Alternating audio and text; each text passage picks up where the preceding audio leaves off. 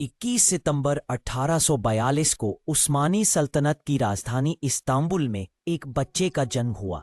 उसका नाम रखा गया अब्दुल हमीद खान। बचपन से ही गंभीर स्वभाव के थे और इतिहास, राजनीति व इस्लामिक ज्ञान में गहरी रुचि रखते थे। 31 अगस्त 1876 को उस्मानी सल्तनत गंभीर संकट में थी। यूरोपीय शक्तियां दबाव बना रही थीं और भीतर विद्रोह चल रहे थे। इसी समय अब्दुल हमीद को बादशाह घोषित किया गया। उस समय उनकी उम्र केवल 34 वर्ष थी। 23 दिसंबर 1876 को उन्होंने उस्मानी सल्तनत का पहला संविधान कानून असासी लागू किया। इसका उद्देश्य था सल्तनत को आधुनिक दिखाना और यूरोप के दबाव को कम करना। 1877-1878 में रूस तुर्क युद्ध हुआ। इस युद्ध में उस्मानी सल्तनत को भारी नुकसान उठाना पड़ा। 13 जुलाई 1878 को बर्लिन संधि हुई, जिसमें उस्मानी सल्तनत को कई महत्वपूर्ण क्षेत्र खोने पड़े। इसके बाद अब्दुल हमीद ने संसद को भंग कर दिया और शासन अपने हाथ में ले लिया।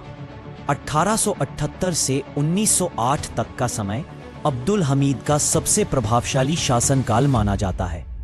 इस दौरान उन्होंने शिक्षा के लिए स्कूल और कॉलेज खुलवाए, अस्पताल और प्रशासनिक संस्थान बनवाए। 1900 में हिजाज रेलवे परियोजना शुरू करवाई, जो इस्तांबुल से मदीना तक जाने वाली थी। पूरे मुस्लिम जगत के माध्यम से एकजुट करने का प्रयास किया। 1896 में फिलिस्तीन को लेकर बड़ा मुद्दा सामने आया।